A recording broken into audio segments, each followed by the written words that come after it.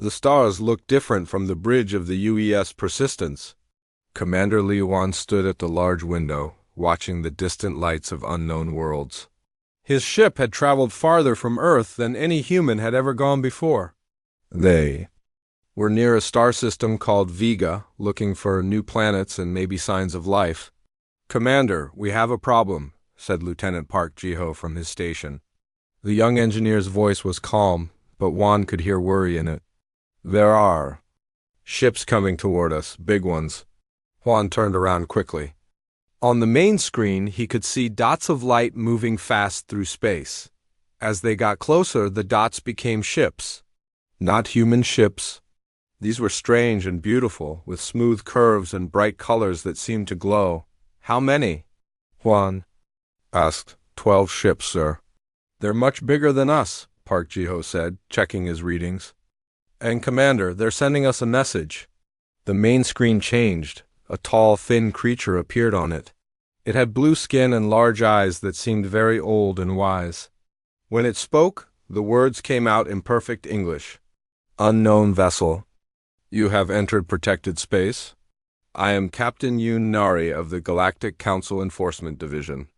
State your name and purpose." Wan stepped forward. He had dreamed of this moment his whole life. First contact with aliens. But he never thought it would happen like this, with 12 warships pointing weapons at his small exploration ship. "I am Commander Liu Han of the United Earthship Persistence. We come in peace, seeking knowledge and friendship with other intelligent life." Captain Yoon Nari's large eyes got even wider. She turned to talk to someone off-screen, speaking in a language that sounded like music mixed with wind. Then she looked back at Wan. "Did you say Earth? And United Earthship? You are from the small blue planet in the Sol system?" "Yes, that's right," Wan said. He was surprised she knew about Earth. "This is ... unexpected," Yoon Nari said. She looked confused and maybe a little scared. "How did you get here?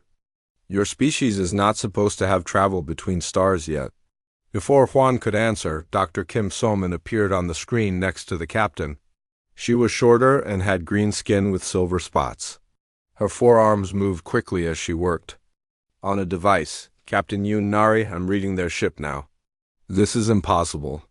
They have faster than light travel, but it's completely different from ours. It's like they built it from nothing, without any help." Wan felt proud. Humans had worked hard to build their FTL drive. It had taken many years and cost a lot of money, but they had done it themselves. "We developed our FTL drive over the last 50 years, Wan said. "Our best scientists worked together to make it happen." Both aliens stared at him. Dr. Kim So-min's device started making loud beeping sounds. 50 years? She said, her voice high with shock. "Most species take 300 to 500 years to develop FTL travel, even with our help and guidance. How is this possible?" Captain Yoon Nari held up one of her long, thin hands. "Dr. Kim So-min, we will study this later. Right now we must follow protocol." She looked back at Juan. "Commander Li Huan, you and your people are now under Galactic Council protection and observation. You will follow our ships to Station Harmony for evaluation." "Evaluation?" Juan asked. "What kind of evaluation?" "We must determine if your species is ready to join galactic civilization," Yoon Nari explained. "This process usually takes many years. Most new species need time to adjust to the idea that they are not alone in the universe." Juan almost laughed. "Captain, we've been hoping to find other life for hundreds of years." "We're ready?" Park Ji-ho walked over to Juan. "Commander, I've been listening to their ship communications. Their technology is amazing, but I think I understand how it works. Give me a few days and I might be able to improve it." Juan stared at his engineer. Park Ji-ho was smart, but he was talking about understanding alien technology in just a few days. Technology that was probably thousands of years ahead of human science. On the screen, Dr. Kim So-min was talking quickly to Captain Yoon Nari in their musical language. The captain's face showed more and more surprise as they talked. "Commander." "Juan," Captain Yoon Nari said finally. "Dr. Kim So-min has been scanning your crew. She says your people are unusual. Your brains work differently than any species we have ever seen. Different how? Juan asked. Dr. Kim Soman stepped forward. Your neural pathways adapt and change very quickly. Most species have stable brain patterns that change slowly over many generations. But your people seem to change and learn at an incredible speed. She paused and looked at some data on her device. Commander, how long did it take your species to go from first flight to space travel? Juan thought for a moment. About 60 years, I think. 60 years? Dr. Kim Soman said. She looked at Captain Yoon Nari with worry in her large eyes. Captain, it took my people 400 years to make that same progress. The Vorthak took 300 years. Even the quickest species in the Council took at least 200 years. Captain Yoon Nari was quiet for a long time. When she finally spoke, her voice was serious. Commander Juan, your species may be the fastest developing intelligent life we have ever encountered. This creates complications. What kind of complications? Juan asked, though he was starting to understand. If humans learned and changed much faster than other species, that might make the other aliens nervous. The Galactic Council has kept peace for over 2,000 years, Captain Yoon Nari explained. We do this by making sure all species develop slowly and carefully. Fast change can lead to war and destruction. Park Ji-ho stepped forward. Captain, we don't want war. We just want to learn and explore. Dr. Kim Soman looked at her readings again. Captain, there's something else. Look at these neural scans. This young human's brain is already adapting to our technology. He's starting to understand our FTL systems just from listening to our communications. Everyone looked at Park Ji-ho, who seemed embarrassed. I'm good with machines, he said simply. Captain Yoon Nari made a decision. Commander Wan, we will escort you to Station Harmony. But I must warn you, the Council will have many questions. Some of them may not be happy to learn about your people. Why not? Juan asked. Because in all our history, no species has ever developed as fast as yours. The Council will have to decide if humanity is a gift to the galaxy or a threat to everything we have built. The alien ships formed up around the Persistence. As they began the journey to Station Harmony, Juan looked out at the stars again. They still looked different, but now he knew why. Humanity was about to meet a galaxy full of intelligent life, and that galaxy wasn't sure what to think about the fast-changing, quickly learning humans. Dr. Kim Soman appeared on a small screen near Juan's chair. Commander, may I ask you something? Of course. Your people, do you ever stop trying to improve things?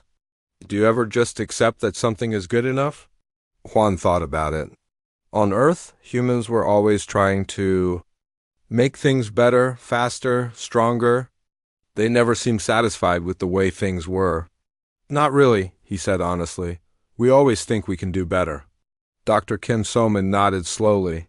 That's what I was afraid of, she said quietly, and the screen went dark. The Persistence flew toward its destiny, surrounded by alien warships. Juan wondered if humanity's greatest strength might also be its biggest problem.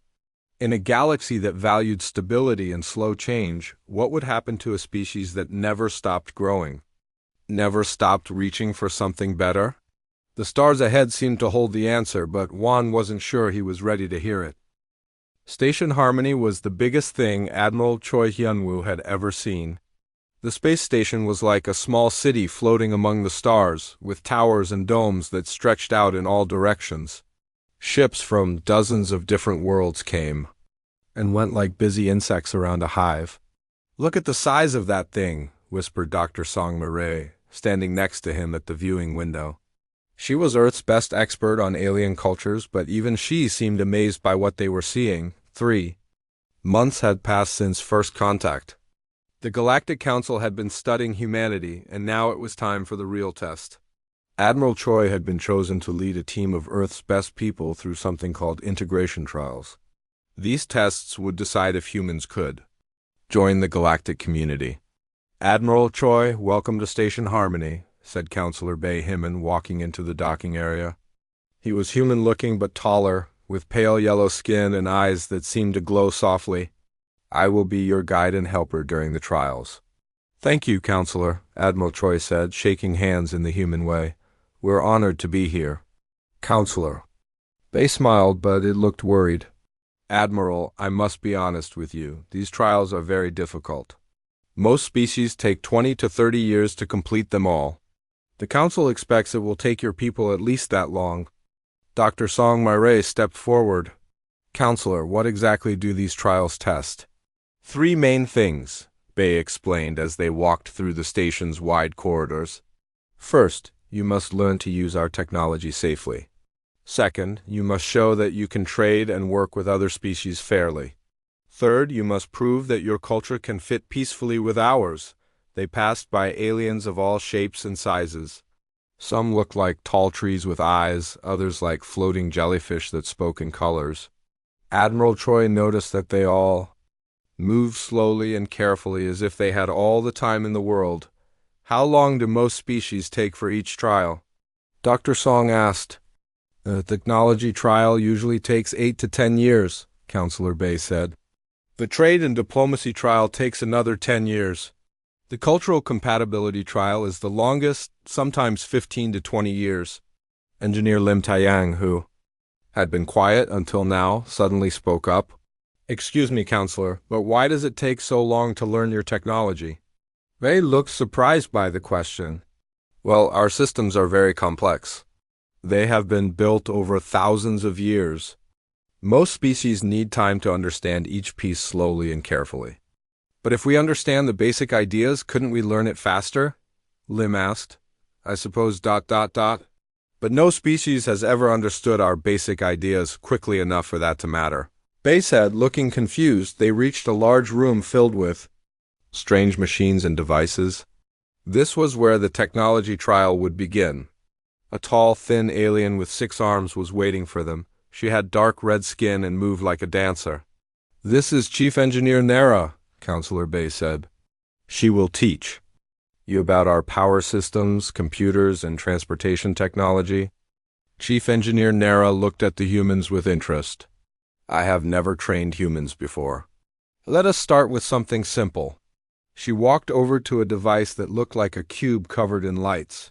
This is a basic power cell. It provides energy for most of our smaller machines. Lim Taiyang walked over and looked at it carefully. It uses some kind of crystal matrix to store energy, right? And these patterns in the crystal control how the energy flows out?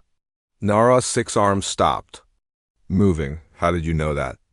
I can see the energy patterns through the crystal, Lim said simply. It's actually very clever.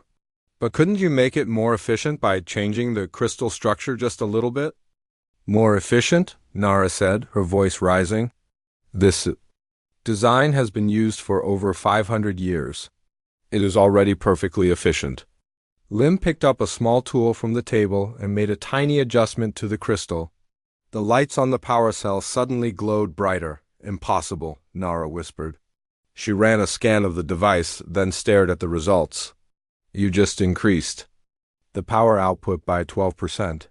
That should not be possible. Dr. Song Myray was watching other aliens in the room. They had all stopped working and were staring at Lim with their mouths or other mouth-like parts hanging open.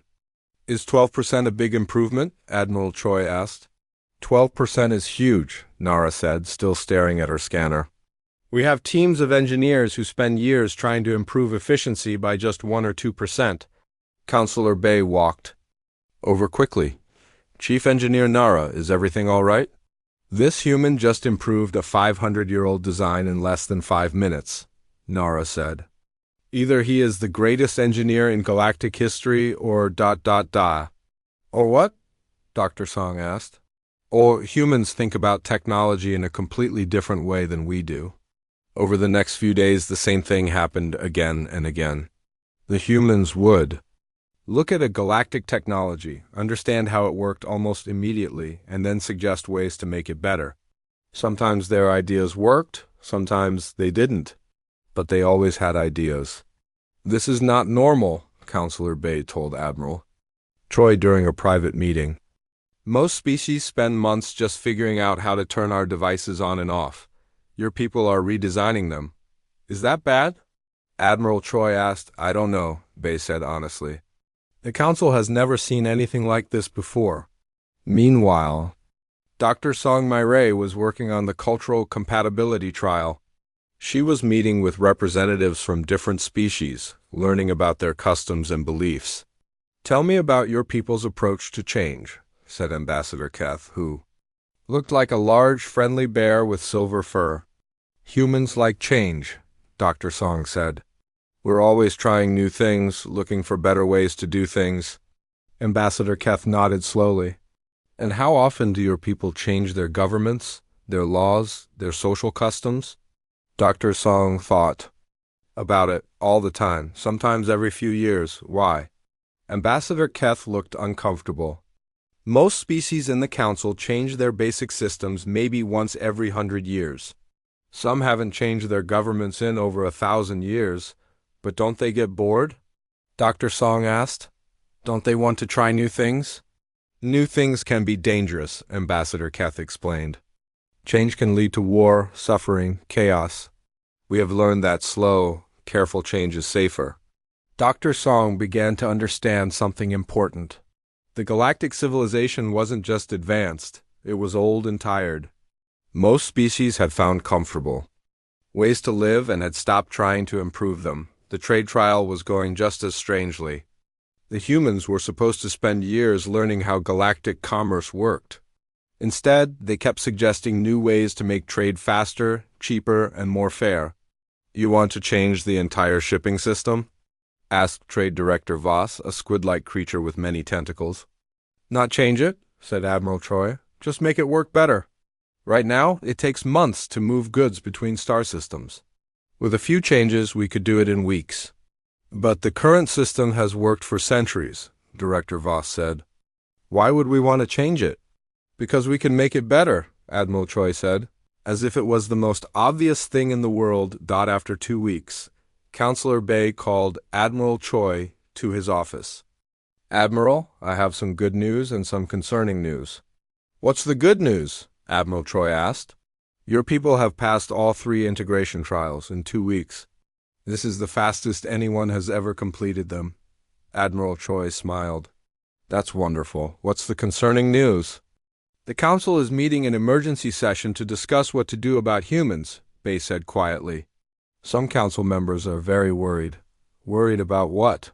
They're worried that humans change things too quickly. They're worried that if humans join the Council, they will want to change everything.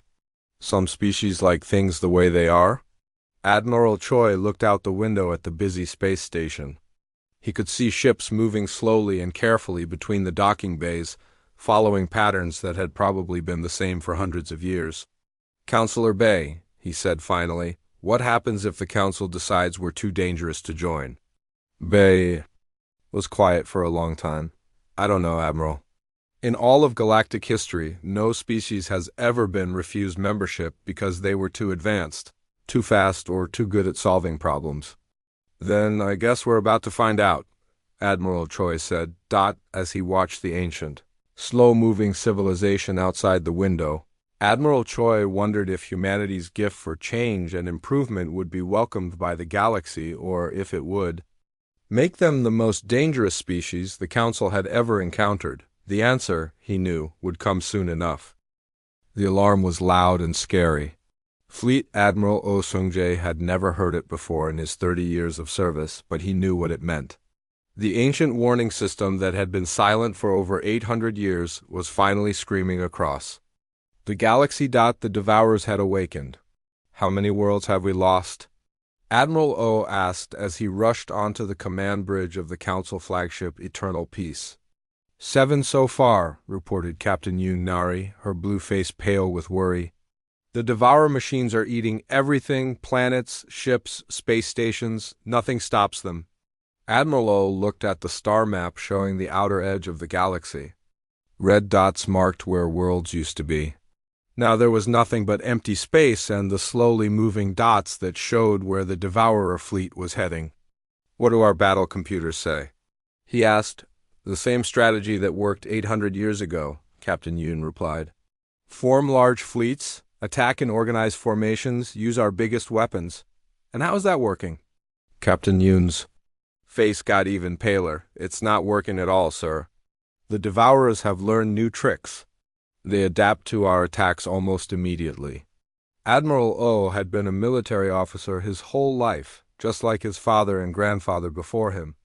The Council military had not fought a real war in centuries. They were used to small conflicts that could be solved with careful planning and overwhelming force. "Sir," said Communications Officer Park, "we're getting a message from the human delegation." "Put it through," Admiral O said. General Nam Yunhai appeared on the main screen. She was younger than most Council military leaders, with short black hair and eyes that seemed to see everything.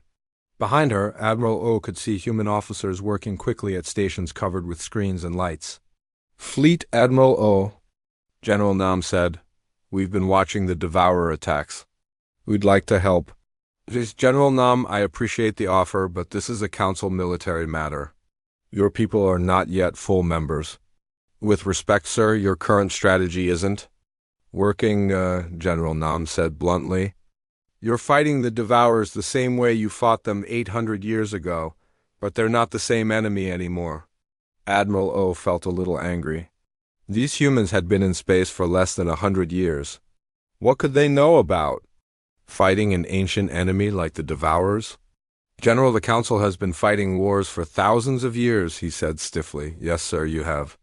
But when was the last time you fought a war against an enemy that could learn and change as fast as you could?" Admiral O paused. The truth was, the Council had never fought such an enemy. Most wars were against species who fought in predictable ways. The Devourers were different. They were machines that could adapt and improve their tactics in real time. "What are you suggesting?"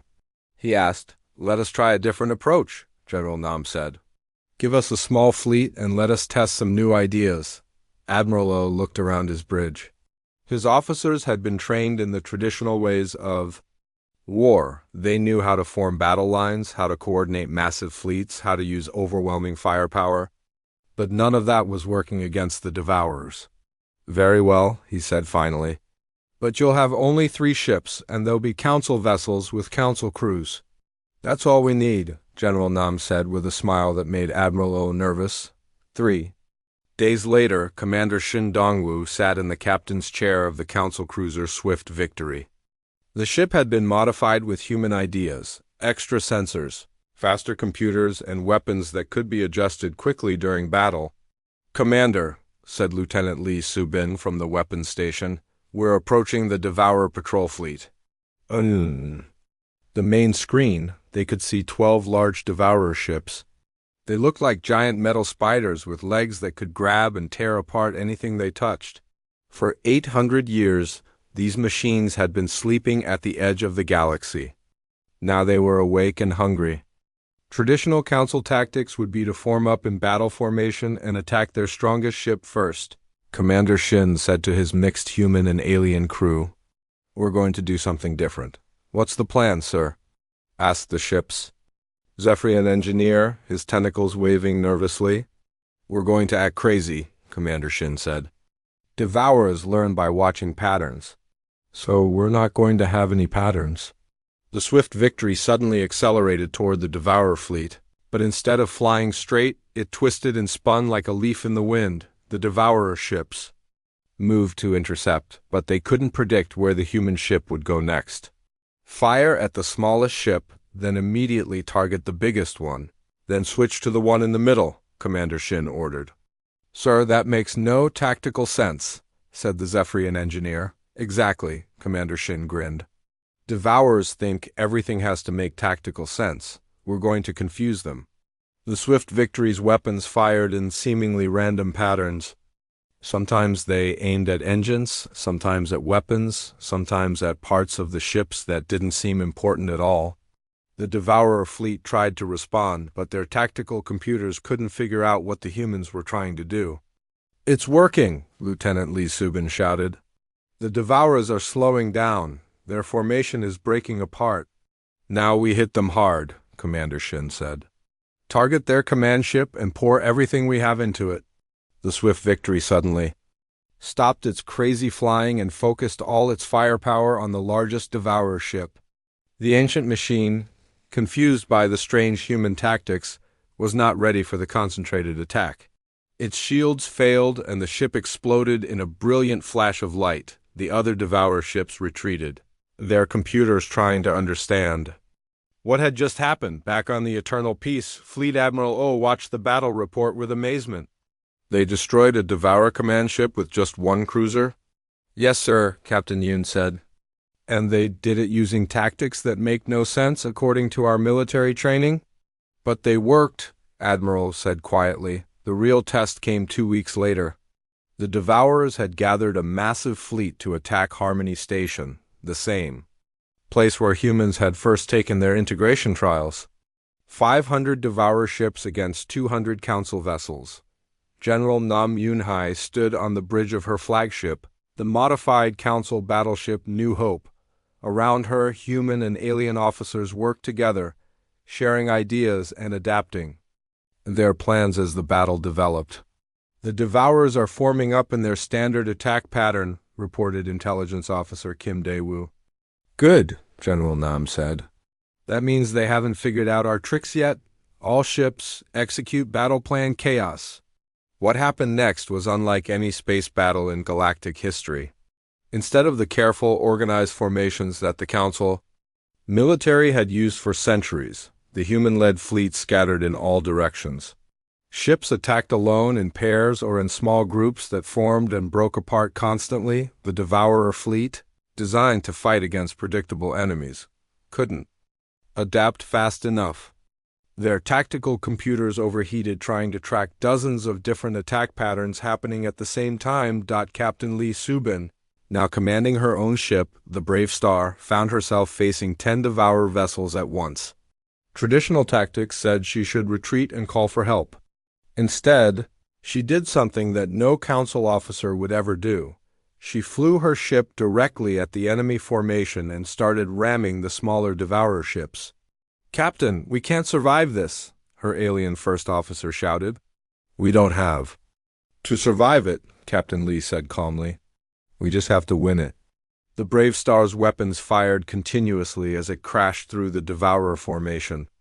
The ship was badly damaged, but Captain Lee's desperate attack had destroyed 6 enemy vessels and cleared a path for other Council ships to follow.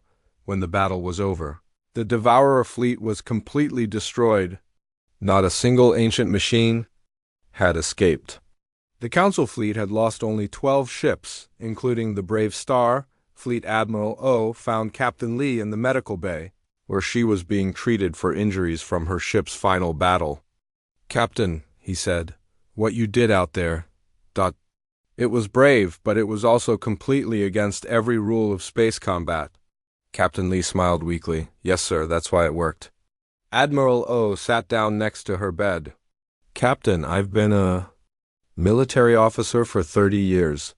I thought I knew everything about warfare, but you humans, you fight like no one we've ever seen." "We fight to win," Captain Lee said simply. "Sometimes that means breaking the rules." Later, as Admiral O wrote his report on the battle, he realized something important. The Council military had become too comfortable, too predictable.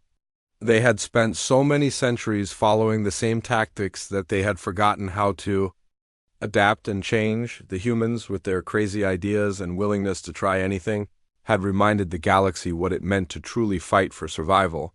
But as Admiral O looked at the star maps showing where the Devourers had come from, he wondered if this victory would make the Council grateful for human help or more afraid of what humans might do next. Dr. Kang Ji-won stared at the data on her screen and rubbed her tired eyes. She had been studying the same information for 3 days, but it still didn't make sense. According to her research, something impossible was happening across the galaxy. "Computer, show me the Symmetrist data again," she said, the screen filled with charts and numbers about the Symmetrist species. For over 2,000 years, the Symmetrists had lived in perfect order. Every person had their place in society, and no one ever questioned it. Artists made art, workers worked, leaders lead, and everyone was happy with their role. But 6 months ago, everything had started to change. Dr. Kang, said her assistant, Dr. Park Minwoo, walking into the lab. I just got the latest reports from the symmetrist worlds. You're not going to believe this. Let me guess, Dr. Kang said tiredly. More individuals breaking out of their assigned roles? It's getting worse, Dr. Park said, sitting down at his workstation. Last month, it was just a few artists who started questioning their art. Now we have workers refusing to do the same job every day. Leaders asking their people what they think, and children choosing their own career paths instead of following their parents. Dr. Kang shook her head. The symmetrist ambassador called it a mental disease. He wants to know if humans are somehow infecting his people with crazy ideas. Are we? Dr. Park asked. That was the question that kept Dr. Kang awake at night. The data showed that everywhere humans went, other species started changing.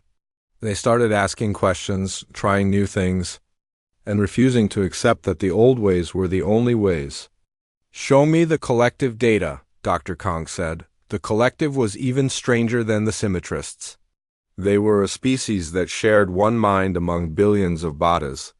For 3,000 years, every collective individual had thought the same thoughts and made the same decisions.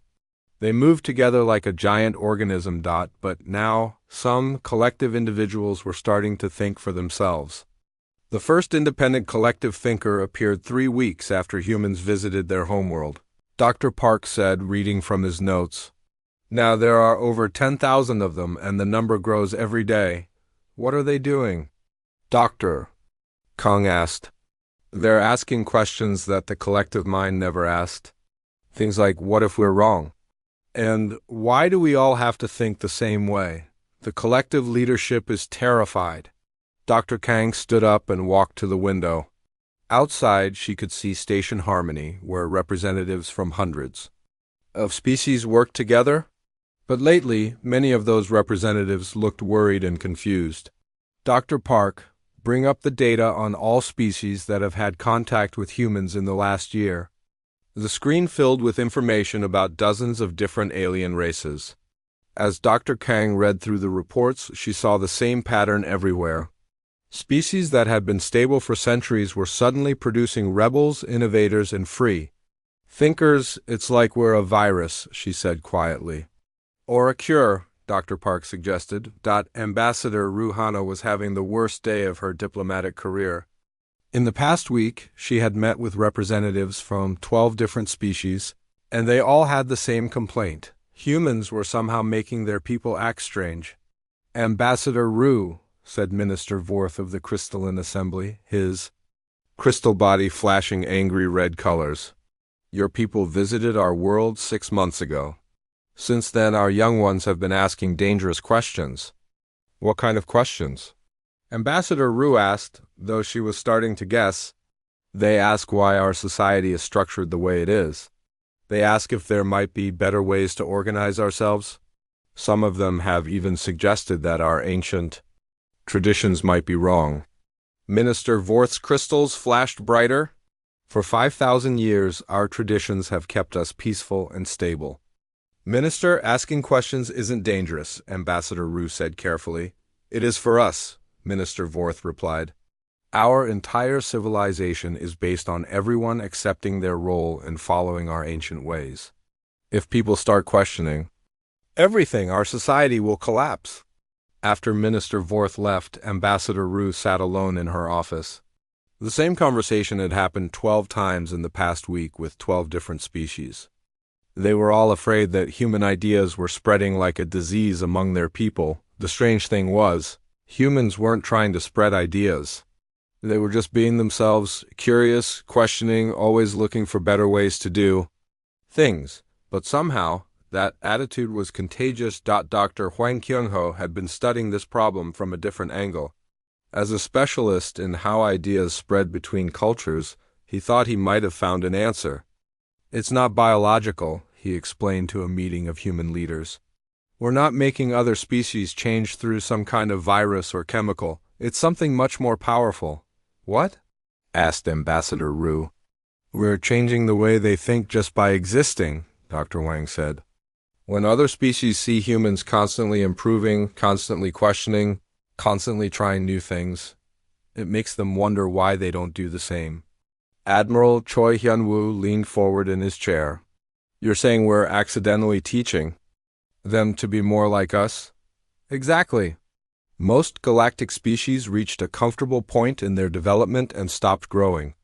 They found systems that worked and never changed them. But humans never stop growing, never stop changing. When other species see that, some of them start to wonder what they might be missing. Dr. Song Mare, who had been quiet during the meeting, finally spoke up. But that's causing huge problems across the galaxy.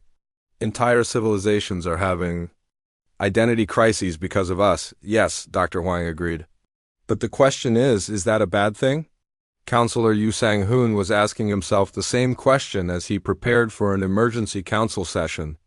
As one of the few council members who supported human membership, he had been watching the changes across the galaxy with both excitement and worry. The council chamber was fuller than usual. Representatives from species that hadn't attended a meeting in decades had come to discuss the human problem. The atmosphere was tense and fearful. The situation is getting out of control, announced Prime Minister Kess of the Hierarchical Union. His species looked like tall, thin trees with golden bark, and they had maintained the same social structure for 4,000 years. Our people are refusing to accept their assigned positions in society. They want to choose their own jobs, their own leaders, their own futures. The same thing is happening to us, said Queen Mother Zara of the nested colonies. Her aunt-like species had always worked together in perfect harmony, but now individual ants were leaving the colonies to start their own lives. Our entire way of life is breaking down. Elder Counselor Nethys, who was so old that some said he remembered the founding of the council, raised one of his 4 arms for silence. In all my years, I have never seen anything like this. Hundreds of species are experiencing fundamental changes to their societies, and it all started when humans arrived. What are you suggesting? Counselor Yu asked, though he was afraid he already knew. I am suggesting that humans are too dangerous to remain in contact with galactic civilization, Elder Counselor Nethys said solemnly. They must be quarantined, or removed before they destroy everything we have built. The chamber erupted in arguments. Some species agreed with Elder Nethys, saying that stability was more important than change. Others argued that the changes might be good, that their societies had become too rigid and needed to grow. Counselor Yu stood up. Honored members, before we make any decisions, shouldn't we ask ourselves an important question? What question? Elder Nethys asked. Are our societies better now, or were they better before humans arrived? The chamber fell silent. It was a question that no one had wanted to ask, but now it hung in the air like a challenge. Minister Vorth's crystals flickered. Uncertainly. Our young ones are asking more questions, but some of their questions have led to improvements in our technology and art. Queen Mother Zara's antennae twitched nervously. Our individuals are leaving the colonies, but they're also creating new things, new ideas, new ways of living that benefit everyone. One by one, the council members began to admit that the changes, while scary, had also brought benefits. Innovation had increased across the galaxy, art had become more creative. Science had advanced faster in the past year than in the previous century, but Elder Counselor Nethys was not convinced. Change can be good, he said, but too much change too fast leads to chaos and war. Humans change everything they touch. If we let them continue, they will transform the entire galaxy into something unrecognizable. Maybe, Counselor Yu said quietly, the galaxy needs to be transformed. As the emergency session continued through the night, the council faced the biggest decision in their history. Would they embrace the changes that humans brought, or would they try to stop them before it was too late? Outside the council chamber, the galaxy continued to change, one questioning mind at a time. President Han Gi-woo had never wanted to be a wartime leader. When he took office as head of the United Earth government, he thought his biggest problems would be trade agreements and diplomatic ceremonies. Now he stood in the emergency command. center, watching as the galaxy tore itself apart over the question of humanity's future. "Mr. President," said General Kim Young-ju, walking quickly into the room with a datapad in her hand. "We've just received word from Admiral Moon Jae-hoon. The Purist fleet is moving toward the Kepler system." President Han looked at the star map on the main screen. Red dots showed Purist forces, species that wanted humans removed from the galaxy. Blue dots showed evolutionist forces, species that supported human-inspired change. The two colors were scattered across hundreds of star systems, sometimes facing each other in tense standoffs. "How many ships?" President Han asked. 300 Purist vessels, General Kim reported. "They're led by Elder Counselor Nethys himself. Intelligence suggests they're planning to attack the human research station there." President Han felt sick. The research station in the Kepler system was home to 5,000 human scientists and their families. It was also where Dr. Kang Jae-won and her team were studying how human ideas spread to other species. "What about our allies?" President Han asked. "Admiral Moon has assembled 200 evolutionist ships from 23 different species," General Kim said. "They're moving to intercept the Purist fleet." On the screen, President Han could see the two fleets moving toward each other like storm clouds gathering before a hurricane. In just 2 years, humanity had gone from being an unknown species to being the cause of the biggest crisis in galactic history. Admiral Moon Jae-hoon stood on the bridge of his flagship, the Earth's Pride. Around him, officers from a dozen different species worked together, planning the defense of the Kepler system. It was exactly the kind of cooperation that evolutionist species had embraced, but it was also what terrified the purists. "Admiral," said Commander Park Min-hoon from the navigation station, "the Purist fleet will reach Kepler in 6 hours. We'll get there 30 minutes before them." "Good," Admiral Moon said. "That gives us time to set up defenses around the research station." His communications officer, a tall alien with silver skin and 3 eyes, looked up from her station. "Admiral, we're receiving a message from Elder Counselor Nethys." "Put it through," Admiral Moon ordered, the main screen filled with the image of Elder Counselor Nethys.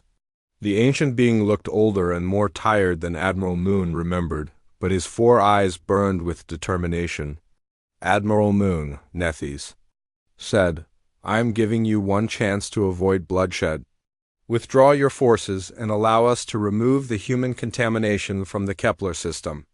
"Elder Counselor," Admiral Moon replied calmly, "those humans are scientists studying how different species can learn from each other. They're not contaminating anyone. They are destroying the natural order of the galaxy," Nethys said, his voice rising. "Every day they remain free, more species abandon their traditional ways. Chaos spreads like wildfire." "Maybe some chaos is good," Admiral Moon said. "Maybe the galaxy needed to wake up from its long sleep." Nethys' eyes flashed with anger. "Admiral, you are human. Of course you believe that constant change is good. But some of us remember what happens when change comes too fast. We remember the wars, the suffering, the civilizations that destroyed themselves because they could not control their own growth. And some of us remember what happens when civilizations stop growing entirely," Admiral Moon replied. "They become weak, predictable, and eventually they die. Then we have nothing more to discuss," Nethys said. "You have chosen your side in this war." The screen went dark. Colonel Kim Young-ju crouched behind a broken wall on the mining world of Series 7, watching as Purist soldiers searched the abandoned buildings around her. Her special operations team had been sent to stop Purist extremists from using an ancient weapon that could destroy entire star systems. "Colonel," whispered Sergeant Lee Hyun-soo through her earpiece, "I've found the weapon facility. But you're not going to like what I see." "What is it?" Colonel Kim asked quietly. "There are devourer machines here, working with the Purists." Colonel Kim felt cold fear run through her body. The devourers were supposed to be defeated, destroyed in the battles months ago. But intelligence reports had suggested that some Purist factions were so desperate to stop human influence that they had made deals with any enemy of humanity. "How many devourers?" she asked. "At least 50 machines, maybe more," Sergeant Lee reported. They're helping the purists build some kind of planet-killer weapon. Colonel Kim closed her eyes and tried to think. The purists were so afraid of human-inspired change that they were willing to work with mechanical beings that had tried to eat the galaxy. It was madness. Sergeant, can you get close enough to plant charges? Maybe, but Colonel, there's something else. I can see the target. List for their weapon, Earth is at the top. The battle for the Kepler system began at dawn, ship time. Admiral Moon's evolutionist fleet had formed a defensive line around the research station, while Elder Counselor Nethys's purist forces approached in the traditional formations that the galaxy had used for thousands of years. All ships remember the plan, Admiral Moon broadcast to his fleet. We use human-inspired tactics. Stay flexible, adapt to changing conditions, and don't be afraid to try something new. The first attack came from the purist heavy cruisers, firing their weapons in careful, coordinated volleys. It was exactly what Admiral Moon had expected. The same tactics the Council had always used, predictable and formal. All ships, scatter formation, Admiral Moon ordered. Execute battle plan innovation. The evolutionist fleet broke apart into small groups, each one moving in different directions. Some ships flew high above the battle, others dove low, and a few even flew directly toward the purist fleet before turning away at the last second. This is chaos, complained Captain Vex, the symmetrist officer serving as Admiral Moon's tactical advisor. There's no order, no formation, no discipline. Exactly. Admiral Moon smiled. The purists expect us to fight like them. Instead, we're going to fight like humans. The battle became a deadly dance in space. Purist ships tried to reform their traditional battle lines, but evolutionist vessels kept appearing from unexpected directions. Young officers from dozens of species, inspired by human creativity, tried tactics that had never been used before, but the purists had more ships and heavier weapons. Slowly, the evolutionist fleet began to take losses. Admiral, reported Commander Park, we're losing. Ships faster than we can replace them. The purists are wearing us down. Admiral Moon watched the tactical display with growing concern. Human-inspired tactics were working, but they weren't enough against the purists' numerical advantage. That's when Captain Park Min-Young-hoon arrived with reinforcements. Admiral Moon, Captain Park's voice crackled over the communication system. This is the Earth Defense Force. We're here to help. On the tactical display, Admiral Moon saw 50 human ships dropping out of FTL travel. They were smaller than the purist warships, but they moved with a speed and precision that took his breath away. Captain Park, Admiral Moon said, you're outnumbered 6-1. Yes, sir, Captain Park replied cheerfully. That means the purists won't know which targets to focus on. What happened next became legend throughout the galaxy. Captain Park's human ships didn't attack the purist fleet directly. Instead, they flew straight through the middle of the battle, confusing both sides and causing the carefully organized purist formations to break apart as they tried to track the fast-moving human vessels. In the chaos that followed, evolutionist ships pressed their attack. Purist commanders, trained to fight in orderly formations, couldn't adapt quickly enough to the swirling, unpredictable battle that developed. Elder Counselor Nethys, watching from his flagship, finally understood what he was really fighting against. It wasn't just human technology or human tactics. It was the human way of thinking, the willingness to try anything, change anything, risk anything to achieve victory. All ships retreat, he ordered sadly. We cannot win this battle. But as the purist fleet withdrew, Nethys sent one final message to Admiral Moon. This war is not over, Admiral. There are weapons in this galaxy that predate your species by millions of years. If we cannot stop human influence through normal means, we will use whatever tools are necessary. Admiral Moon felt a chill as he realized what Nethys meant. The purists weren't just willing to work with devour machines. They were preparing to use weapons so terrible that the ancient council had hidden them away and promised never to speak of them again. The battle for Kepler was won, but Admiral Moon knew it was just the beginning. The real war, the war for the soul of galactic civilization, was still to come.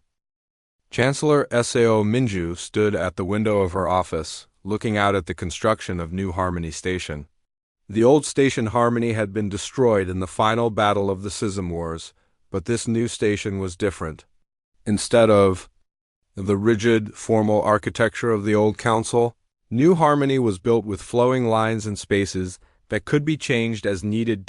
It had been 2 years since the war ended, and the galaxy was still learning how to live with change. "Chancellor," said her aide, walking into the office with a stack of reports, "the morning briefings are ready." Chancellor SO had never wanted to be a political leader. She had been a teacher before the war, helping alien children learn about human culture. But when the old Galactic Council collapsed, someone had to help build something new, and somehow that someone had become her. "What's the situation with the rigid worlds?" she asked, sitting down at her desk. "Better than expected," her aide replied.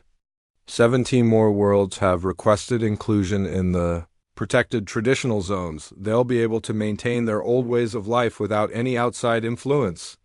Chancellor SEO nodded. One of the most important parts of the new galactic government was making sure that species who wanted to keep their traditional ways could do so safely. Not everyone had to change, but everyone had the right to choose. And the dynamic sectors? She asked. Growing every day. 23 new species have requested inclusion in the past month. They want access to human advisors and the cultural exchange program. Chancellor SEO smiled. The cultural exchange program was Director Li Jiong's idea, a way to share human-inspired innovation with species that wanted it, while respecting those who didn't, across the galaxy on the military command ship Freedom's Edge, Admiral Zhang. Wuxiak was dealing with a different kind of problem. The Devourer machines were stirring again, and this time they had learned from their previous defeats. "Admiral," reported Commander Kim Taiwan, "long-range sensors are detecting Devourer activity in the Outer Rim, at least 200 ships, maybe more." Admiral Zhang studied the tactical display. The new Galactic Defense Force was very different from the old Council military. Instead of rigid formations and predictable tactics, they used what was now called adaptive warfare, constantly changing strategies based on what the enemy was doing. "Have they learned our new tactics?" Admiral Zhang asked. "Partially," Commander Kim replied. "But intelligence reports that our mixed species crews are still confusing them. The Devourers are machines. They expect logical, predictable behavior. Our human-alien teams are too creative for their programming to handle completely." Admiral Zhang had seen this firsthand in dozens of battles over the past 2 years. When a human captain worked with a crystalline navigator and a collective tactical officer, they created strategies that no single species could have imagined alone. "Signal all fleet commanders," Admiral Zhang ordered. "We're going to try something that's never been done before." On the planet Newstart in the evolutionary zone, Director Li Jiong was watching something wonderful happen. A group of young symmetrists were working with human engineers to design a new type of building that could change its shape based on the needs of the people inside it. "This is impossible according to our traditional architecture," said young symmetrist designer Kel, her crystalline body flashing excited blue colors. "But it's also beautiful and practical." "That's the point," said human engineer Park Jin-soo with a grin. "Sometimes the impossible things are the most worth doing." Director Lee had seen scenes like this on hundreds of worlds.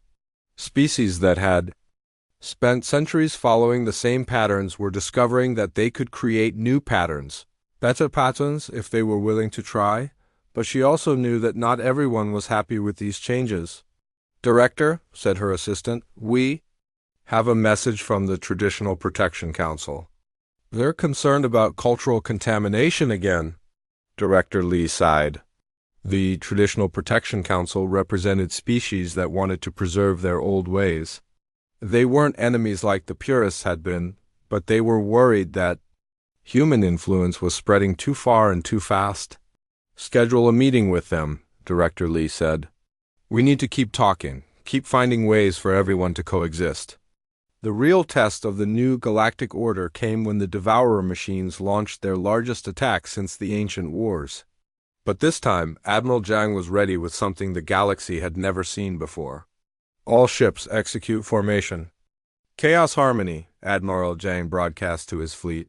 What happened next looked like madness to outside observers. The Galactic Defense Force scattered in all directions, with individual ships seeming to act completely independently.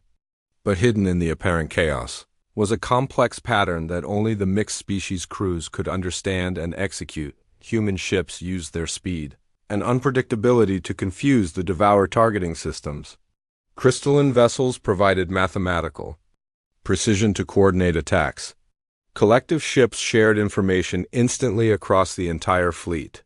Symmetrous vessels maintained perfect formation discipline when needed, while Zephyrian ships used their flexibility to adapt to changing battle conditions. The Devourer machines, designed to fight against predictable enemies, couldn't cope with an enemy that was simultaneously chaotic and organized, individual and collective, traditional and innovative. "Admiral," reported Commander Kim excitedly, "the Devourer fleet is retreating. We've destroyed over half their ships, and they can't figure out how to fight us." Admiral Zhang watched the ancient machines flee toward the edge of the galaxy. "Send a message to all remaining Devourer forces," he said. "Tell them that this galaxy is under the protection of beings who will never stop growing, never stop learning, and never stop finding new ways to defend what they love." 3 months later, Ambassador Cho Haijin prepared for the most important speech of her life. She stood in the great assembly hall of New Harmony Station, looking out at representatives from over 400 species. Some were ancient races that remembered the founding of the old council. Others were newly spacefaring civilizations that had been uplifted by the wave of innovation spreading across the galaxy. "Friends, allies, fellow travelers among the stars," Ambassador Cho began, "we gather today not as subjects of an empire or members of a rigid council, but as partners in the greatest adventure in galactic history." She paused, looking at the diverse crowd.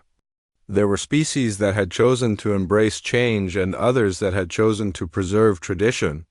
There were beings who thought with collective minds and others who celebrated individual creativity.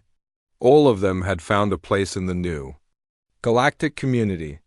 2 years ago, our galaxy was divided by fear, Ambassador Cho continued. Some feared that change would destroy everything good about our civilizations. Others feared that without change, we would slowly die from stagnation.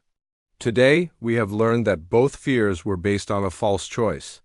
We do not have to choose between tradition and innovation, between stability and growth, between the wisdom of age and the energy of youth. We can have both. In the audience, Chancellor SEO smiled as she watched species that had been enemies just months ago working together on shared projects. The rigid worlds were developing new technologies to preserve their traditions more effectively. The dynamic sectors were creating art and literature that honored ancient wisdom while exploring new possibilities.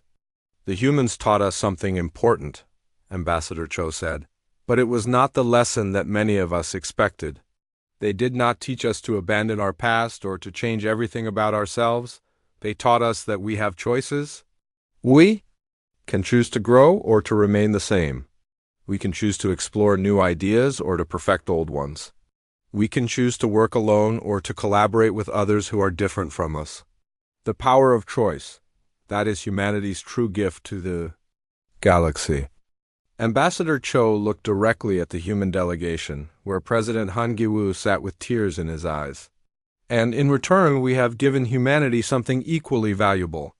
We have shown them that growth and change are not just about reaching new heights, but about bringing others along on the journey.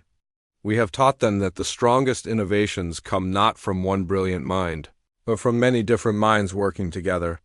The assembly hall erupted in applause, but it was not the formal, polite applause of the old council. It was genuine enthusiasm from beings who had discovered that they could be both themselves and something greater at the same time. As the ceremony ended, and representatives from hundreds of worlds began talking, planning, and dreaming together, Ambassador Cho realized that humanity had succeeded in ways they had never imagined. They had not conquered the galaxy through superior force or technology. They had not replaced the old civilization with a human one. Instead, they had helped the galaxy become the best possible version of itself, a place where ancient wisdom and new ideas could coexist, where different species could learn from each other while remaining true to themselves, and where the future was not something to be feared but something to be created together. Outside the station's great windows, the stars shone with the light of thousands of worlds, each one finding its own path forward while remaining part of something larger and more wonderful than any single species could have built alone. The galaxy had awakened from its long sleep, and it was ready for whatever adventures lay ahead.